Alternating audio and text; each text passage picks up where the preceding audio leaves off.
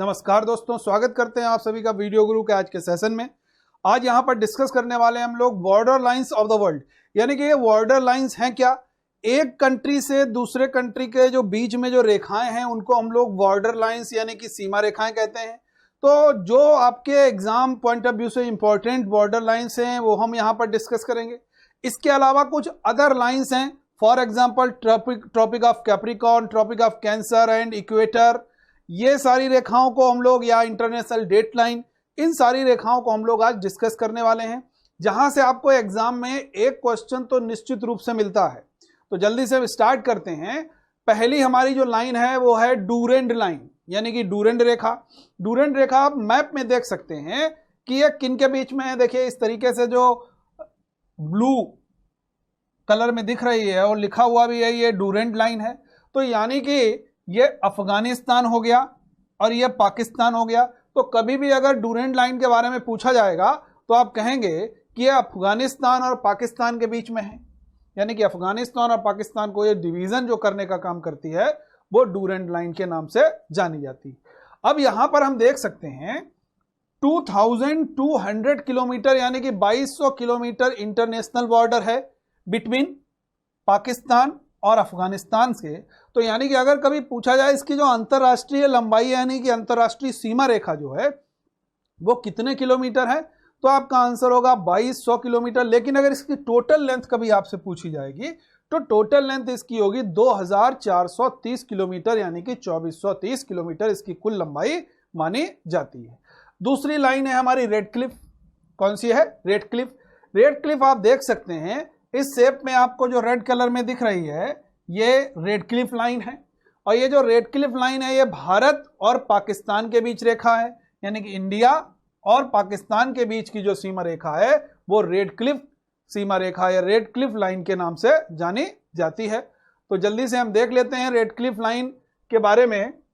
Red Cliff line की अगर हम बात करते हैं, ऑन 17 अगस्त 1947, 17 अगस्त 1947 को the Radcliffe line was declared, Radcliffe line को डिक्लेयर किया गया as the boundary between India and Pakistan, यानी कि पाकिस्तान और भारत की सीमा के रूप में इसको यहां पर स्थापित किया गया। और ये जो विभाजन करती है फॉलोइंग पार्टीशन ऑफ इंडिया, और इसी के द्वारा भारत को विभाजित करके जो पाकिस्तान बना उसके बाद में निर्धारण हो गया कि ये लाइन जो है भारत और पाकिस्तान के बीच में ये रेड क्लिफ लाइन कही जाएगी। अब इसका नाम रेड क्लिफ रखा गया, एक व्यक्ति थे उनके नाम पर। The line is named after sir Cyril Radcliffe. क्या नाम था इनका? सर सिरिल रेडक्लिफ के नाम पर इसका नाम रेड क्लिफ लाइन रखा गया। अब बात हम लोग करने वाले हैं मैकमोहन लाइन। मैकमोहन लाइन के बारे में अगर हम बात करते हैं तो यहां पर इंडिया और चाइना दिख रहा है, यानी कि भारत और चीन के बीच में यह सीमा रेखा है। The McMahon line marks the boundary between China and Indian territory in the eastern Himalayan region. अब ईस्टर्न हिमालयन रीजन का, यानी कि जो नॉर्थ ईस्ट वाला जो क्षेत्र आता है वहां से विभाजित करने का काम करती है। तो जल्दी से हम देख लेते हैं यहां पर मैकमोहन लाइन का, जो आप देख सकते हैं ये पूरा नॉर्थ ईस्ट का पिक्चर बना हुआ है, ठीक है ना। अब नॉर्थ ईस्ट के पिक्चर में आप देख सकते हैं जो मैकमोहन लाइन है ये आपको यहां से दिख रही है,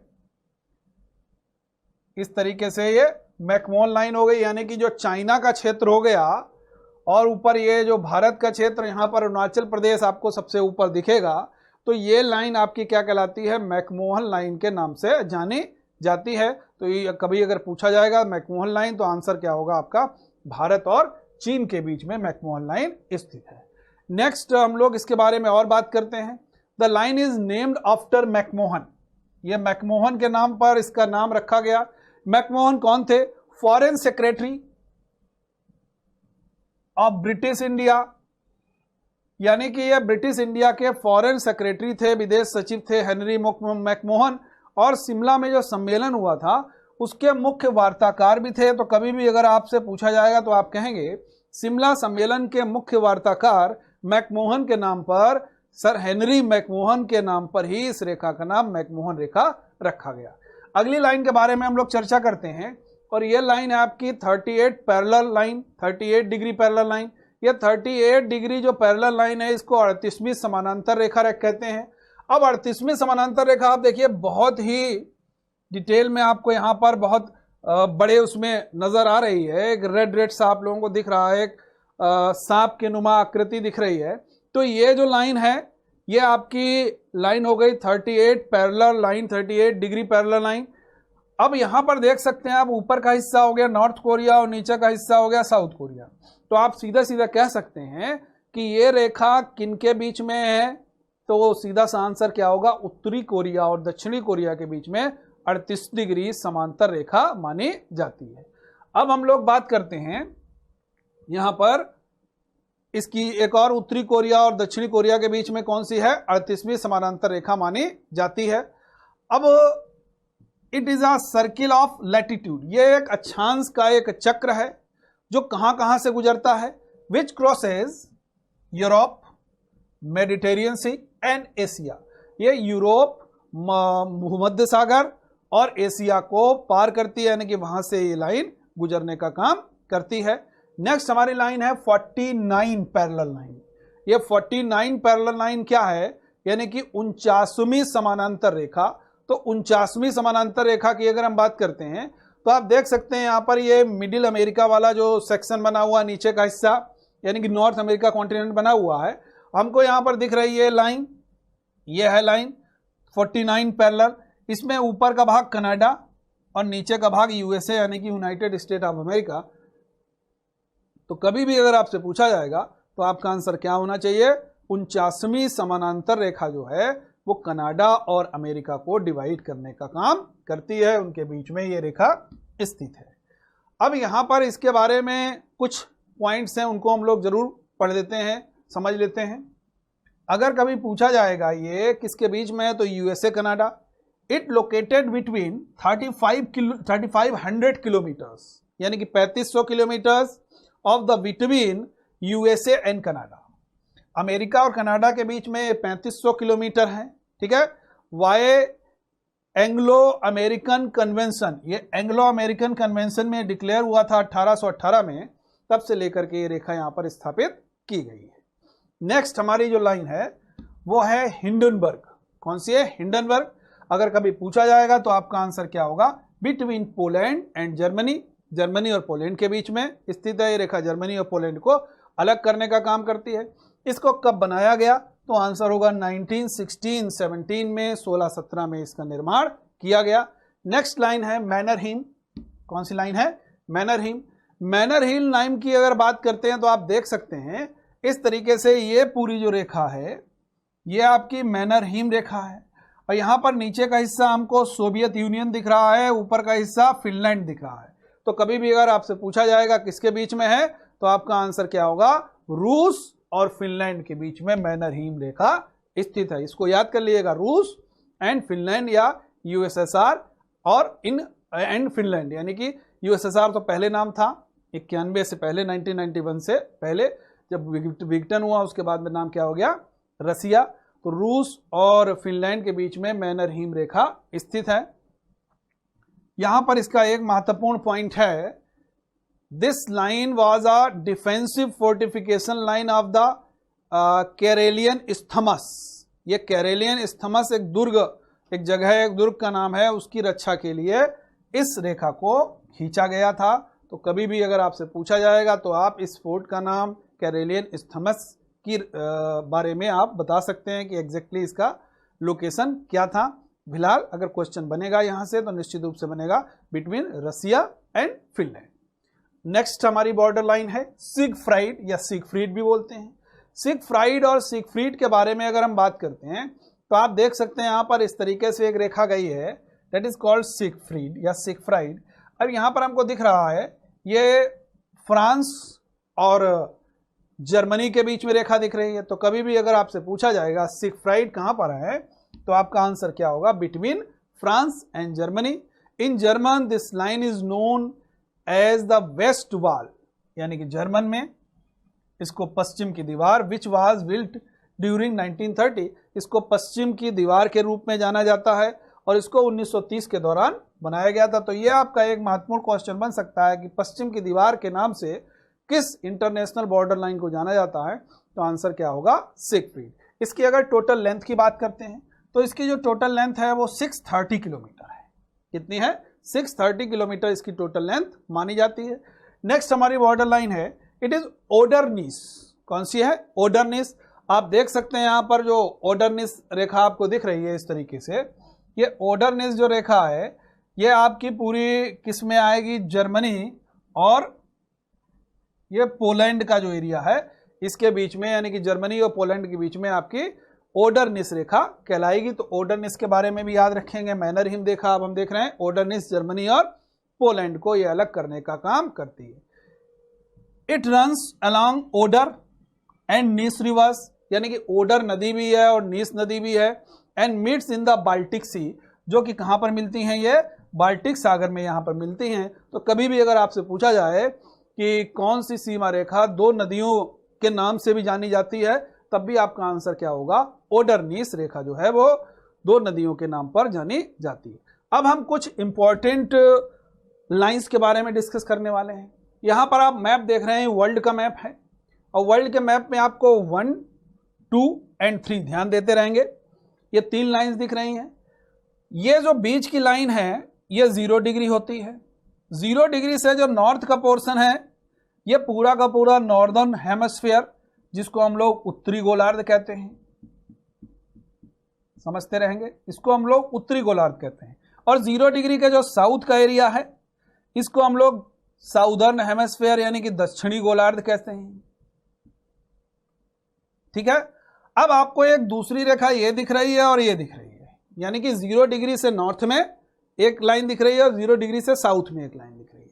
अब 0 डिग्री से नॉर्थ में जो एक लाइन दिख रही है इट इज 23.5 डिग्री नॉर्थ अक्षांश रेखा है ये। इसको हम लोग कहते हैं क्या? कर्क रेखा। इंग्लिश में बोलते हैं ट्रॉपिक ऑफ कैंसर। ठीक। अब 23.5 साउथ, इसको बोलते हैं ट्रॉपिक ऑफ कैप्रिकॉर्न या मकर रेखा। ठीक है। इतनी आप लोगों को बात क्लियर होनी चाहिए। अब यहां पर इसको हम थोड़ा सा देख लेते हैं। अब यहां पर आपको ये अफ्रीका कॉन्टिनेंट दिख रहा है, ये साउथ अमेरिका है, ये नॉर्थ अमेरिका है, ये यूरोप हो गया और ये एशिया कॉन्टिनेंट हो गया। ठीक है। और नीचे ऑस्ट्रेलिया है। अब यहां पर देखोगे सिंगल ओनली 1 कॉन्टिनेंट है अफ्रीका। कौन सा कॉन्टिनेंट है? अफ्रीका, जहां से तीनों लाइंस गुजर रही हैं, यानी कि tropic of Cancer, equator, 0 degree को इक्वेटर बोलते हैं, equator and tropic of Capricorn, ये तीनों लाइंस हमारी कहां से गुजर रही हैं? ये अफ्रीका कॉन्टिनेंट से गुजर रही हैं। अगर कभी क्वेश्चन पूछा जाएगा ऐसा कौन सा कॉन्टिनेंट है जहां से तीनों लाइंस यानी कि tropic of Cancer, Capricorn and 0 degree equator गुजरती है, तो आंसर आपका क्या होना चाहिए? Africa continent. क्लियर है ये बात? अब हम लोग देखते हैं ट्रॉपिक ऑफ कैंसर यानी कि कर्क रेखा। कर्क रेखा आप लोग देख सकते हैं नॉर्थ अमेरिका कॉन्टिनेंट से गुजर रही है, अफ्रीका से गुजर रही है और एशिया से गुजर रही है। यानी कि जो कर्क रेखा है वो 3 कॉन्टिनेंट कवर कर रही है, north America, Africa and Asia. अब हम लोग बात करेंगे ट्रॉपिक ऑफ कैप्रिकॉर्न यानी कि मकर रेखा। मकर रेखा देखते हैं किन किन कॉन्टिनेंट से पास हो रही है? South America, Africa and Australia, ये 3 कॉन्टिनेंट से भी गुजर रही है, यानी कि साउथ अमेरिका, अफ्रीका और ऑस्ट्रेलिया से हमारी निकल रही है मकर रेखा। देखिए याद रखिएगा, इनके कंट्रीज भी आपको देखने हैं कि किन किन कंट्रीज से हमने कॉन्टिनेंट के बारे में यहाँ पे बता दिया है। अब जिन कंट्रीज से निकल रही है, ये देखिए जहां जहां से पास हो रही है वहां पे आप लोग एटलस में देखेंगे तो आपको क्लियर कट नजर आएगा कि इन कंट्रीज से ये लाइन पास हो रही है जहां से आपका क्वेश्चन बनता है। अब हुआ क्या, मैंने कॉन्टिनेंट के बारे में क्यों बता दिया? अभी रिसेंटली बहुत सारे क्वेश्चंस पूछे गए बहुत सारे एग्जाम्स में, जिसमें वहां पर कंट्री नेम की जगह यह पूछा गया कि ये जो लाइन है वो किन किन कॉन्टिनेंट से पास होती है। तो वहां पर स्टूडेंट्स ने कंट्रीज के बारे में तो याद किया था, बट वहां पर कॉन्टिनेंट में वो कंफ्यूज हो गया। तो इसीलिए कॉन्टिनेंट पहले याद करिए कि कहां कहां से गुजरती है। तो देखिए अफ्रीका एकमात्र कॉन्टिनेंट है जहां से तीनों, अगर कर्क रेखा की बात करेंगे तो अमेरिका, अफ्रीका और एशिया, अगर मकर रेखा की बात करेंगे यानी कि कैप्रिकॉर्न, तो आपको नॉर्थ साउथ अमेरिका, अफ्रीका और ऑस्ट्रेलिया। यहां तक क्लियर होना चाहिए सारे लोगों को। आगे बढ़ते हैं, वन बाय वन हम लोग देखते जाते हैं। सबसे पहले देखते हैं भूमध्य रेखा या equator. It is situated at 0 degree latitude. यह 0 डिग्री अक्षांश पर स्थित रेखा मानी जाती है, जैसा कि अभी हमने बताया, और मध्य से निकलती है। उस रेखा के ऊपर का जो भाग है उत्तर में, वो उत्तरी गोलार्ध कहलाता है, और उस रेखा का जो नीचे का भाग है वो दक्षिणी गोलार्ध में कहलाता है। ऐसे समझ सकते हो आप लोग। जैसे हम ये फिगर बना रहे हैं, इसको ध्यान से समझेंगे, ठीक है। ये रेखा हो गई, ये 0 डिग्री है, ठीक है, और ये पोल्स हो गए, ये नॉर्थ पोल हो गया, ये हमारा साउथ पोल हो गया। अब इसको इससे मिलाने का काम, यानी कि हम अक्षांश और देशांतर रेखाएं बनाए दे रहे हैं।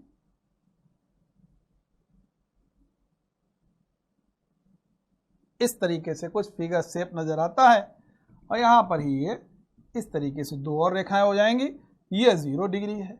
जो ऊपर का भाग है इसके नॉर्थ का, ये सब का सब नॉर्दर्न हेमिस्फीयर यानी कि उत्तरी गोलार्ध है, और इसके जो नीचे का भाग है साउथ में, ये साउदर्न हेमिस्फीयर यानी कि दक्षिणी गोलार्ध का काम करता है। ठीक है ना, यहां तक क्लियर होना चाहिए। आगे बढ़ते हैं हम लोग।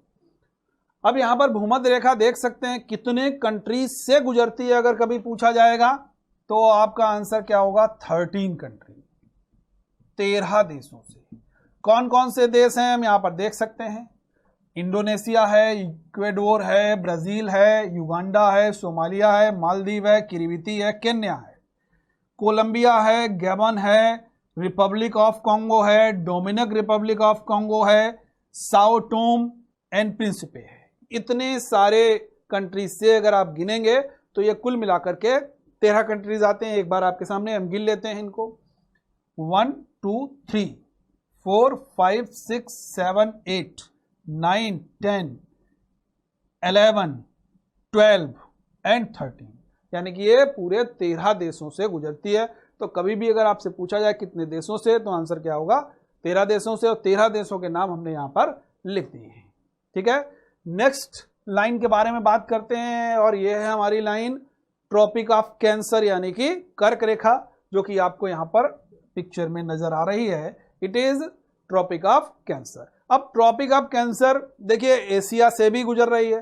तो एशिया में अगर कभी पूछा जाएगा तो इस तरीके से आपको ये मैप दिखेगा, ध्यान देंगे।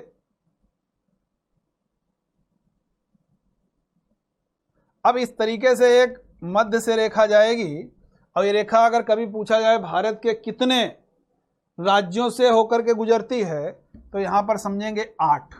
एक कोड याद रखेंगे।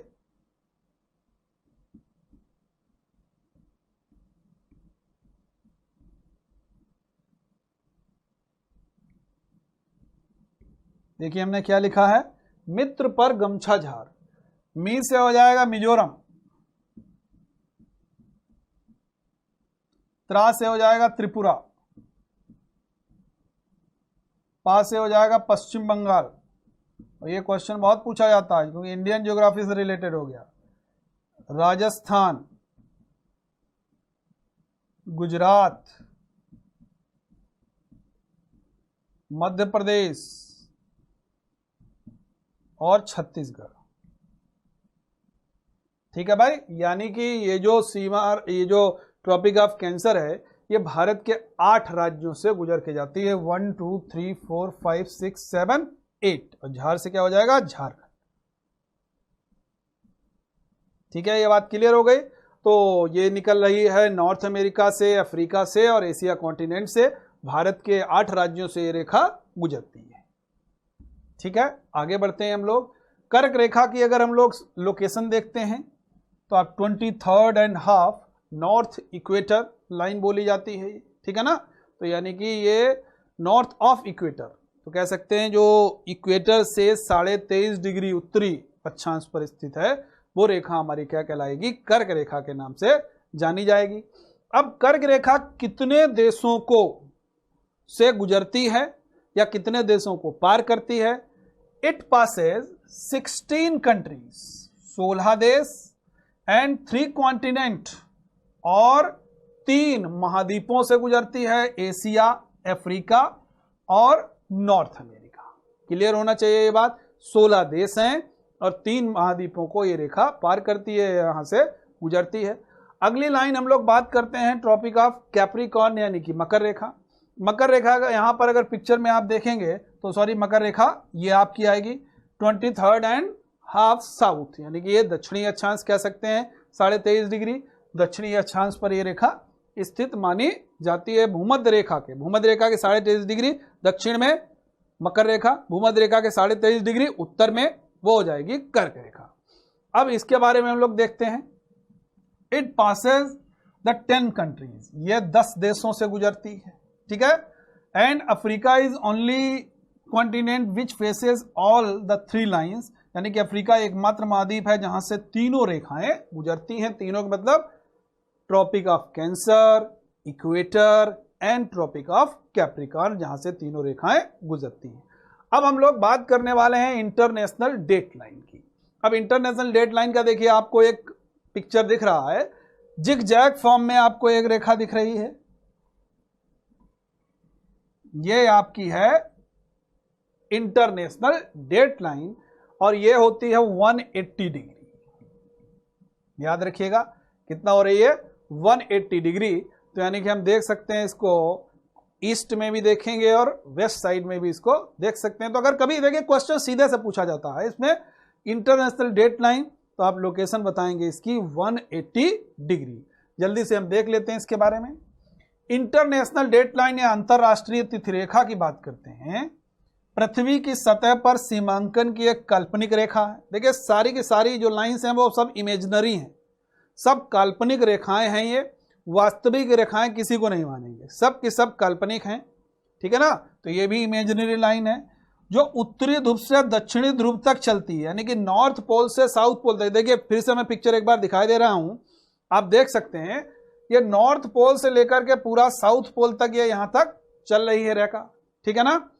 और एक कैलेंडर दिन से आगे दिन के परिवर्तन को ये सीमांकित करती है। तो याद रखिएगा ये एक महत्वपूर्ण आपका क्वेश्चन बन सकता है यहां से। इंटरनेशनल डेट लाइन की अगर बात करेंगे, it passes through the middle of the Pacific ocean रफली following the 180 degree lines of longitude, यानी कि ये लगभग 180 डिग्री देशांतर का अनुसरण करते हुए प्रशांत महासागर के लगभग, एग्जैक्ट नहीं कहेंगे, क्या कहेंगे, लगभग बीच से ये रेखा, प्रशांत महासागर के लगभग बीच से रेखा गुजरती है। तो आज के सेशन में हमने डिफरेंट इंटरनेशनल बॉर्डर लाइंस देखी और बहुत सारे हमने जो अदर लाइंस थी जिनमें Capricorn, equator and tropic of Cancer and international date line देखी। तो आज का सेशन हमारा यहाँ पर कंप्लीट होता है। आपको करना क्या है, आप जानते हैं कि प्रीवियस पेपर के क्वेश्चंस आप देखिए कि जो भी इंटरनेशनल बाउंड्री लाइन से क्वेश्चंस आए हैं उनको आप सॉल्व करिए और हमारा सेशन देखने के बाद में सॉल्व करेंगे तो आपको वहाँ पर इजी बहुत आसानी से क्वेश्चन सॉल्व हो जाएंगे। और निश्चित रूप से इस सेशन से आपको बहुत सारे क्वेश्चंस डिफरेंट एग्जाम में देखने को मिलेंगे। तो आज के लिए इतना रखते हैं, फिर से हम मुलाकात करेंगे आपके साथ एक नेक्स्ट सेशन में एक नए टॉपिक के साथ। तो आज के लिए इतना ही रखते हैं। Thank you for watching.